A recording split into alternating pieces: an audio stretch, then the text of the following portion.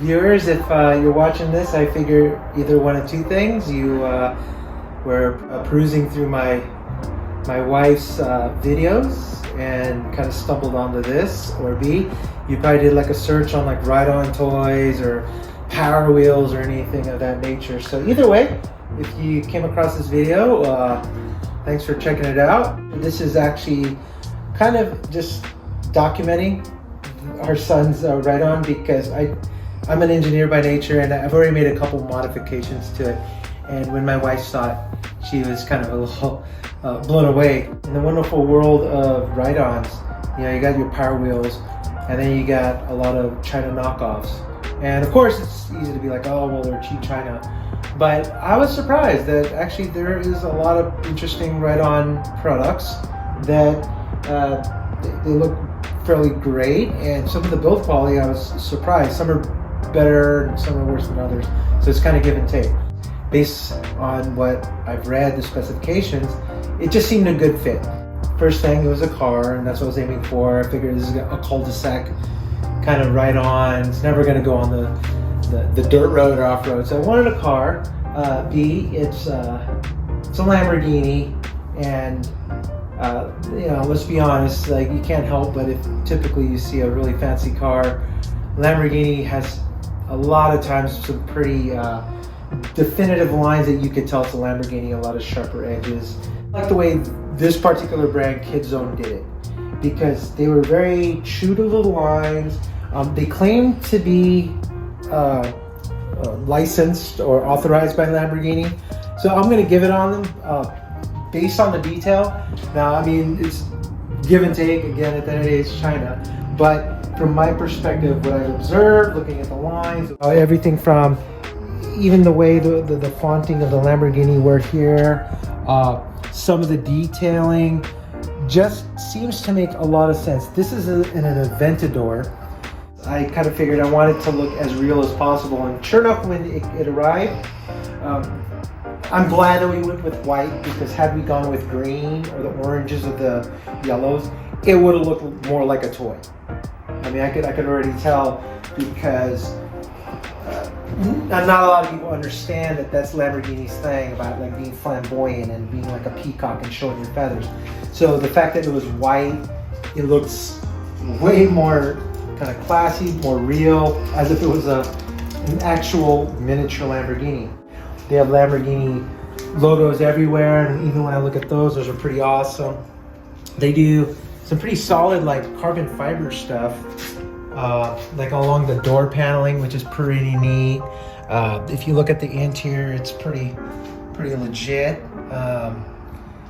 One thing that I would also say why I wanted to get the Lamborghini is, if you know about Lamborghinis, there's one thing that's pretty characteristic of them. And if you're a car fan, you would know most likely what's the characteristic thing about Lamborghinis is that they have scissor doors. And that is the one cool thing about this. This particular brand, which is Kidzone, they actually made the scissor, or what we all know as Lambo doors. They got a full-on hydraulic, and so that just adds an extra dimension to it of realism. Again, the Audis, Mercedes, some of the Ferraris, it's just a regular door. So the fact that they took the extra effort, knowing that it's a Lamborghini, to scissor door it, and you can see I'll open it up again. That's just pretty awesome. On top of that, in the front here, I'll start the engine, and it comes with an engine sound. If you look at the headlights, it's pretty cheap. You can hear the engine noise. That's kind of a nice little start. But one thing about the headlights is, if you kind of pay attention to it, it has a very nice look to it. Again, very Lamborghini. You can see how they did the whole LED with the haloing. I'll turn it off so you can kind of see.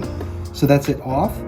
And when you look at it on, they did a really good job. Like, it's just not a bunch of LEDs, or they just didn't just blow it out and say, hey, we're just gonna make it a headlight.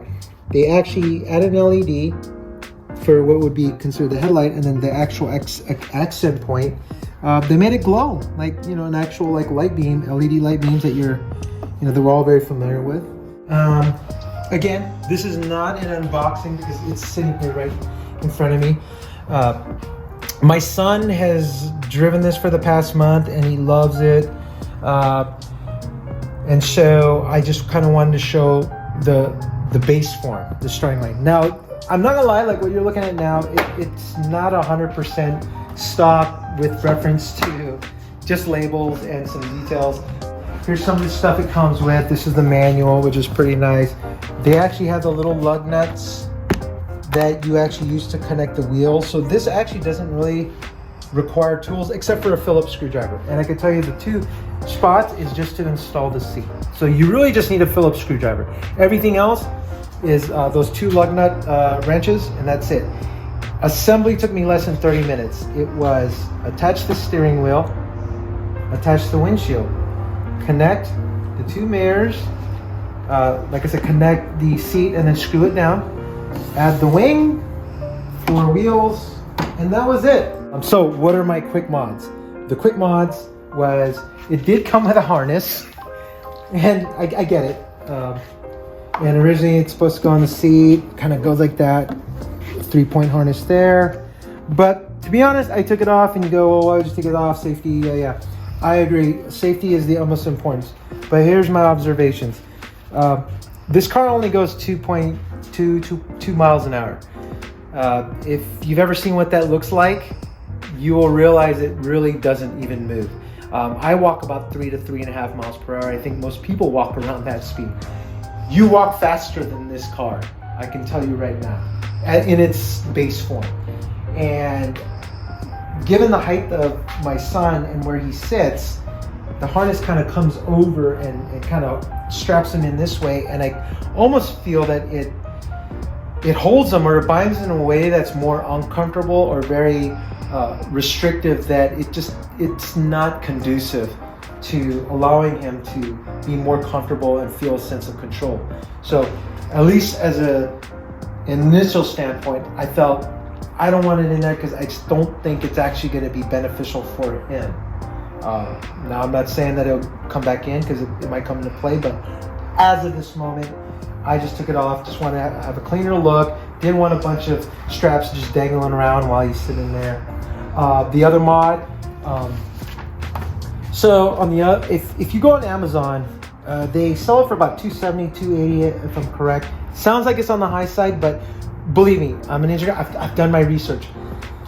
It's worth the money, and we've had this for a month.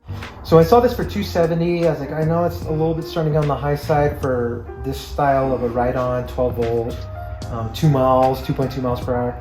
But I liked the detailing, I liked the features, and I can tell you right now, after a month, it was worth paying that extra money because it just worked. I like everything about it. So going back to what I was saying, the original stock version, it is an SVT or SV, a Aventador SV, if you recognize it. And if you know, the SV had a badging here. There's a very popular, well-known one that's, of course, neon green. I've many pictures of it, but this is a normal logo. It does exist on Lamborghini Aventador SVs. I decided to take it off. I wanted to make it look a little cleaner, a little less toyish, so took that off.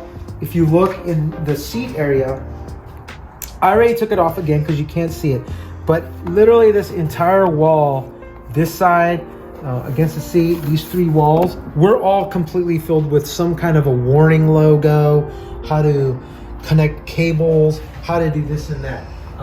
It just made it look super busy in there, a little bit over the top. Couple of the labels were orange, so it kind of just totally throws off the whole white, black, and red look.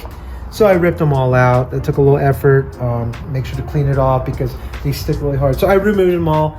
Obviously, if you don't, you feel you're going to forget that kind of information, or you think it's needed, then keep it. But I'm an electrical engineer.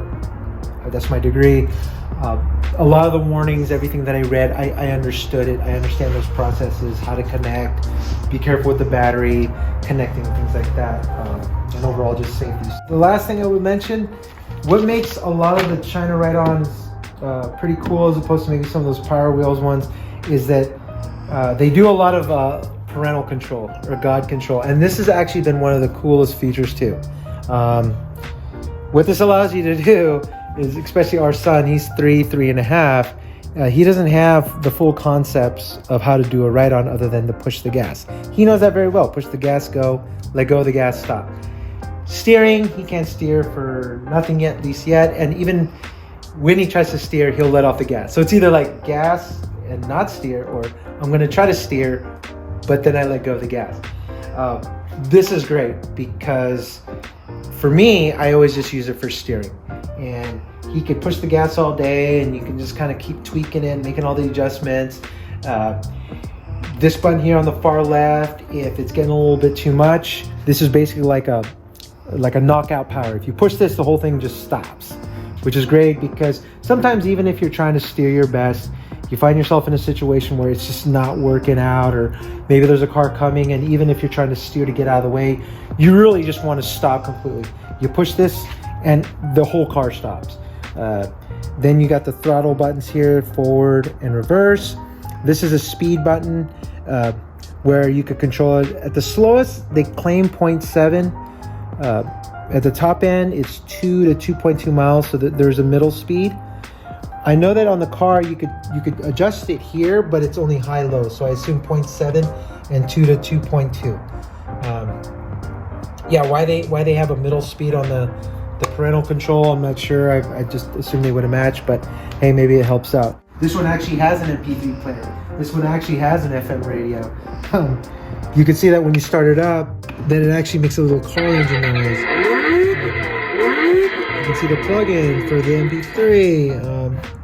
There's a lot going on in this car as far as feature sets. So I know that the Power Wheels tend to not go down that direction. They tend to go more towards just like straight up, go-kart. And the thing about Power Wheels is they're definitely more towards off-roading and things like that. So if you're looking more for an urbanized or more like a car, most likely it's going to be like a China branded product. So that's about it.